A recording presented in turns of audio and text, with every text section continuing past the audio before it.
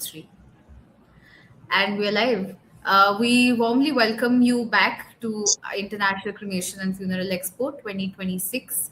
In this session, we are delighted to have with us Ms. Dorthy Ghosh, who's the Managing Trustee of Kalyani Animal Welfare Foundation. Thank you so much, ma'am, for joining us today Thank and you. taking out. Thank you for taking out the time for allowing us to host you today. And having said that, let us begin with the discussion. Ma'am, Yeah. could you briefly introduce yourself and the vision behind the Kalyani Animal Welfare Foundation? Thank you so much, Divya. Uh, my name is Dorothy Ghosh. I'm the founder and managing trustee of Kalyani Animal Welfare Foundation. 16, 17 years back, when I was I stepped into the animal welfare activities. I found that most of the centers, NGOs and the centers, they were hospitals. So if you rescue a dog or a cat or any animal who is not able to survive otherwise, but who looks fit and fine, but who is not able to survive otherwise, like very old dog or handicapped dog, or say aggressive dogs, aggressive pet dogs, uh, accidental cases. So there is no place to keep these animals, dogs or cats. So we thought there should be a shelter. We will welcome these type of animals who cannot survive on the road, who doesn't have that skill to survive on the road, and who cannot it very easily. And literally, they don't have any other person to take care of them. So these animals, they need a permanent place where they can live and thrive. So that is the main objective behind setting up a Kalyani Animal Welfare Foundation. Yes. That is absolutely wonderful, ma'am.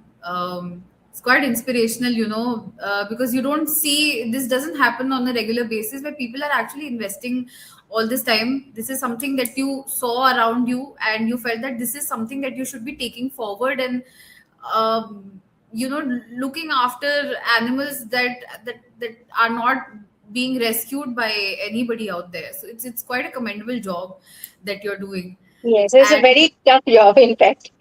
I Yes. know you have to be adept to handling the animals, first of all. You can be a pet lover, but then, when you actually are in a situation where the dog is extremely reactive, that's a very Mhm. difficult situation to be in. So hats off to you for doing all of this for animals out there. I want to ask you, ma'am, have you seen awareness around pet aftercare and pet loss change in India over the years? Over the years, yes, little bit, because even I don't say there is a drastic change or much very very important change, but see, pets were earlier also they were a part of the families. In later years also, now also they are part of the families. Those were real pet parents. No, it's a very important. Uh, what I say, the term we use now, not as pet owners, they are pet parents. So True. if even we have got more than 120 dogs at our shelter, and if we lose one of them, any one of them, so that is a very very big pain that all of us, those who take care of them, they go through. So yes, little bit, because awareness has grown up, and earlier that people used to bury them in jungles and in some other areas, or maybe backyard places, but now they want a decent cremation. They want, I have gone through one of the cremation centers in Delhi, and they literally have got a priest, a pandit ji, who used to do the last rites over there. So Oh, it's wow. like very very very much satisfying. So the departing souls, you cannot just hold back. You have to goodbye, pay a very bid a farewell to them, but the farewell has to be very decent.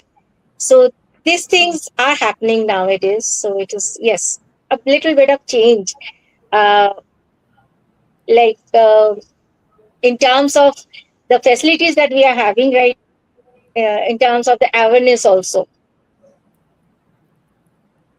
That's quite a welcoming change. You're putting traditions together for your pets as well, not just humans anymore, which is quite amazing to hear. Honestly, ma'am, I was not aware of this scenario that there's a priest there to look after cremating the your pets as well, following the full Yes. Hindu customs. Wow.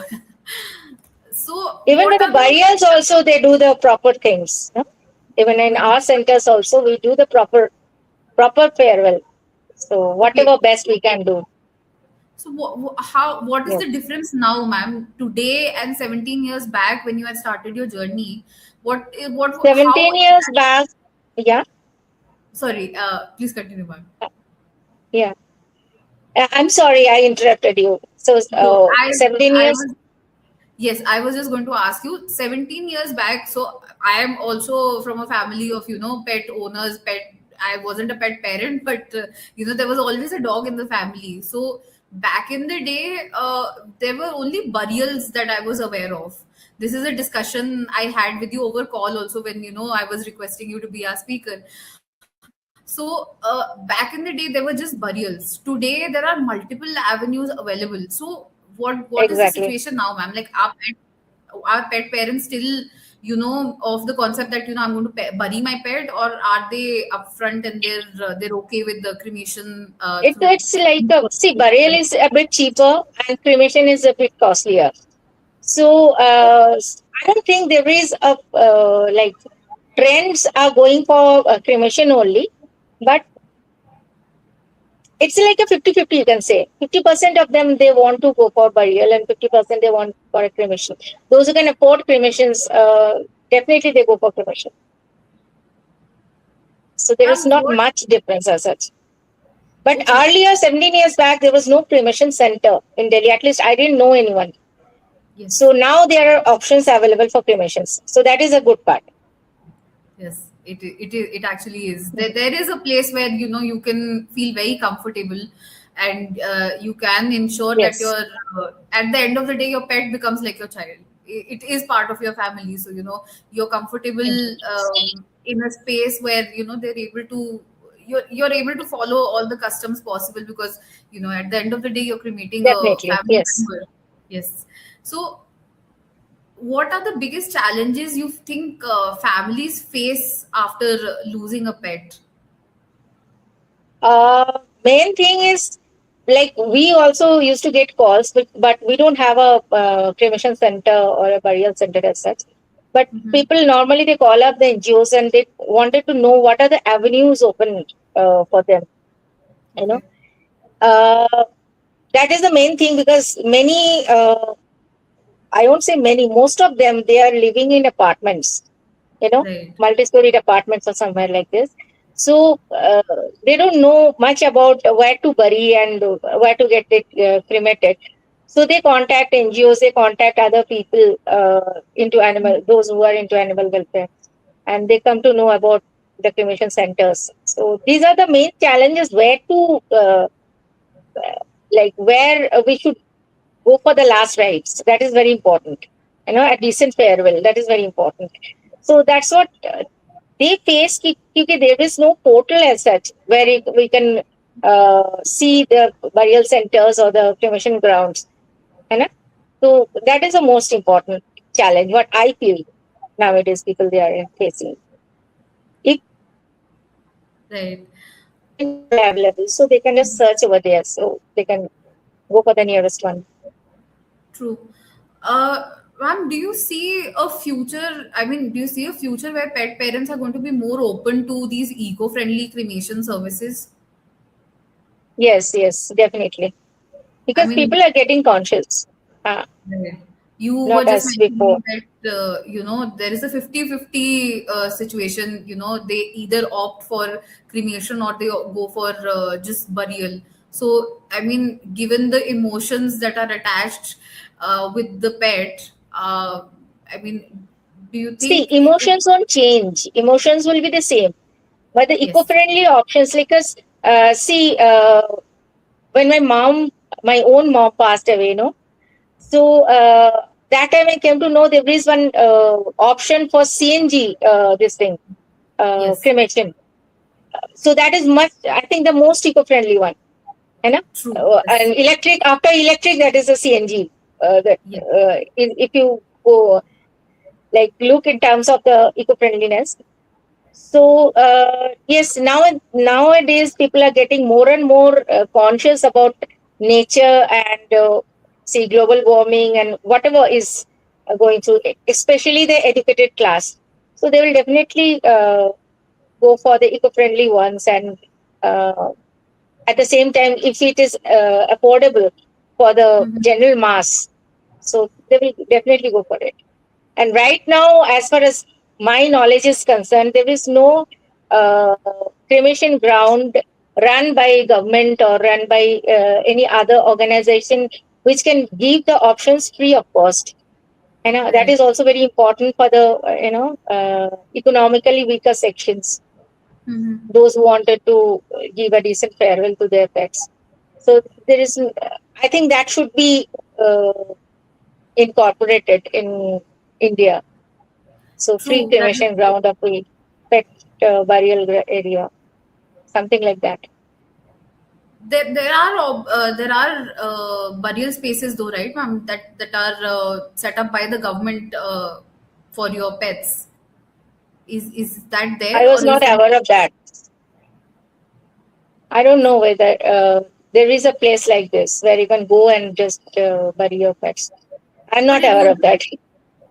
Okay, but it usually happens at a very nominal price. I'm assuming the pet burial at least. See, if it is a lower middle class person or a labor class person, and if you charge a 3,000 bucks, which sounds very reasonable for an upper middle class or something like that for a burial, they cannot afford it.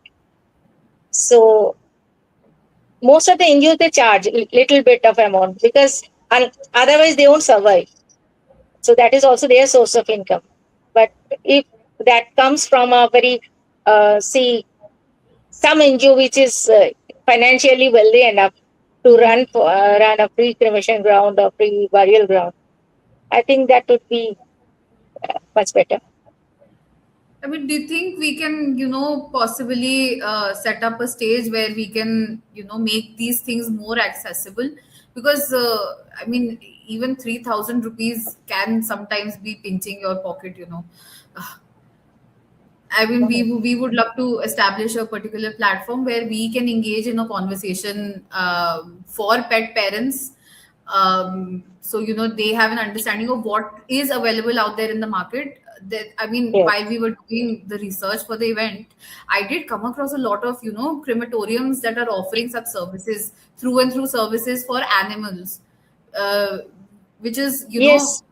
quite Yes. amazing to see all the Services are development. there. Definitely, services are there. But as far as the financial things are concerned, no, none of them are free of cost. Or very see, 100 rupees or 500 rupees like this. None of them are like this. They charge for in thousands. So that is not accessible for the entire population, for all of them. See, if you have got a Rottweiler or if you have a Golden Retriever, so you can definitely afford 3,000 to 5,000 rupees for your pets burial or cremation.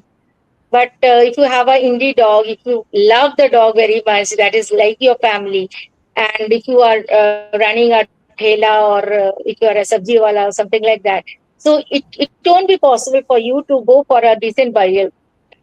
Uh, which like if a very lower middle class or very like economically weaker person, if they die, so they can get a very decent cremation after the death.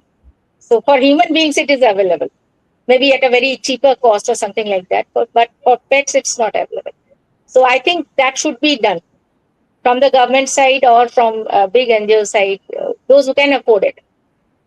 True, So ma'am. True. Do you think society can be slightly more understanding towards the emotional impact of pet loss?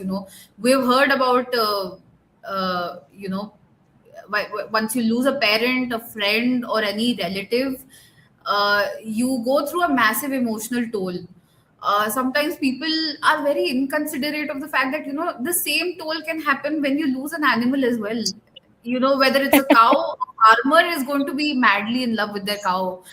They See, see the cow every day. So the same goes for pets as well. I'm sorry why I'm laughing, because society is not at all considerate for having a pet, for considering a pet as a family member. If you are compassionate towards a stray dog, a society will be the society people, they will try to bite you. Oh, You will get yes. rabies from the human beings, not from the animals, from the human beings. So even after the death, so I think it's like a very very ambitious kind of thing to think about it. The society will be very compassionate. Not at all. Society, I'm sorry, I'm a human being and I'm living in a society uh, that is very very very very harmful for the human beings and for the uh, compassionate human beings as such towards animals. So they won't, society even put restrictions on in keeping your number of pets, keeping walking your pets in the park, in the society park. They won't have a pet park as such, but they won't allow your Yes. dogs to walk in the common ground. They won't allow your dogs to even use the lifts. So they will impose some rules. So you cannot do this, you cannot do that, you cannot have pets. If your pet, Yeah. you are having this, you are having that, all bylaws they will make against the law of the land. So I don't think so. Society will be very, very compassionate. No, not at all. That's quite If sad, you though, are ma'am. if you are a pet lover, if you are an animal lover, if you are a human being in as such, society will hate you. Society will never be compassionate towards you. They will create all the barriers and they will mock you. If you want a decent farewell for your pet, they will mock you. इंसान के लिए नहीं होता है, कुत्तों के लिए कर रहे हैं. So, everything. ये तो That is काफी कॉमन चीज है मैम, ये तो मैंने भी सोसाइटी में definitely. So you cannot expect society to be very compassionate towards pet owners to give a decent farewell. Not at all. I don't think so. It's a very unfortunate kind of thing. it is So true you ma'am, have to मतलब tell them. Say if your pet is died and if I throw the pet uh, somewhere in the garbage, it will smell. So you need a decent burial. They'll say, okay, you need a decent burial, but not from the emotional point of view. They will never understand the pet owners. If you have a beagle and if you have an indie dog, if you have a rescued paralyzed kitten, the your emotion towards that each of these animals are the same. So you are so a pet parent. You are a parent. So normal society people will never understand that. So that is the irony of the thing. So you can see it now nowadays everywhere it's happening. it's becoming even more difficult, now that people are living in such high rise residential complexes. Every person in the building is going to be extremely different. I mean, during COVID, I have seen a lot of women in Noida. They used to hire an e-rickshaw and they used to go around feeding dogs. Uh, After a point of time, that situation also became extremely difficult, because people did not like the fact that they were giving food and the dogs were being put in one area. I mean, people were extremely displeased with that fact. And if you I mean, See, there dog has been. feeders, animal lovers, the NGOs who are those who are working for the animals. NGOs are even targeted the most because you're just wasting the money, whatever people are normally thinking about it. So these are always targeted. And I don't know why there is a section of animal haters, dog haters. I don't understand why there is a section.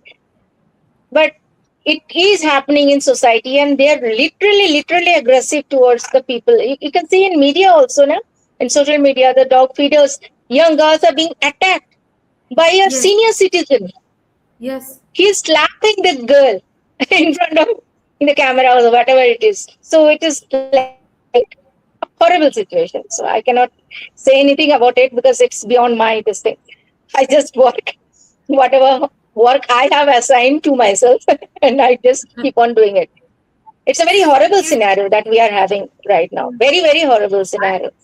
And I don't know I where human being or mankind is going towards. It's very Is difficult. this the same sort of trouble that you also faced when when you started your journey with the Kalyani Foundation? Yes. How what was the scenario at that time? I'm sure you know family members have a lot of things to say. Given the choices you make, what was happening around you when you started this journey 17 years ago? Yes, it is there. I mean, I really want you. I really am quite intrigued to know that this is something that you started 17 years ago, and uh, I think the scenario was pretty much the same 17 years back when people were still not very It accepting of was little difficult 17 years back. Now it is much more easier because uh, the consciousness has grown up in people. So if you pass a wrong judgment, Hmm. there will be a mass movement. Yeah. So mass movement for the animals, I don't think 17 years back the consciousness was in that level, but now it is happening. So So it, do you it see is, I more? can say a little bit better. Hmm. The awareness is a little bit better. When I started this, the animal lovers, the feeders, they used to get frightened. Now they are fighting. So scenario is little bit different, but The story still remains the same. It's story just still that. remains the same. But do you see more support coming your way now that social media? Everybody's extremely active with what happens to them on social media. People, the first thing they do is post it across on social media, so everybody becomes aware that this is something that has happened with them. See, social media, I don't take it in a very positive way because you can express anything, you can say anything, positive, negative. You can lie, you can tell the truth, you can do anything on social media just for the views or just for earning money or something like that. So I don't trust social media as such. What, like, for our activities also, we are into social media. We try to show people what we are doing. That's it. And nowadays, what is the trend? It's a very sad trend of the animal lovers. I'm very sorry to express that, and the animal welfare activists, that they try to defame others just to put their very very big names. You can see the very well known social media active icons. They do this and they just defame others so that their TRP, their viewers, their followers will grow. So that is the thing. So I'm not very much rely on social media, whatever this thing is coming up on social media. So I don't rely on that. I don't trust that. But other things, yes, definitely. For the advertisement point of view, like if you have a crematorium or if you want to uh, raise a public awareness campaign for the crematorium, for a decent burial, a separate burial ground. Mhm. Yes, in that case, social media can play a good role. Do you think there has to be a collaboration between these animal welfare groups, veterinarians, and other service providers? Do you think there has to, there is a strong need for this combination to happen, so we can strengthen this particular sector, so we can ensure that every animal is receiving the best care possible Definitely, to the after definitely. See, the definitely. cremation. What I look at this animal welfare activities as such, be it anything, be it feeding the strays, be it the last rites, be it the cremations, uh, be it anything, be it sheltering, be it treatment.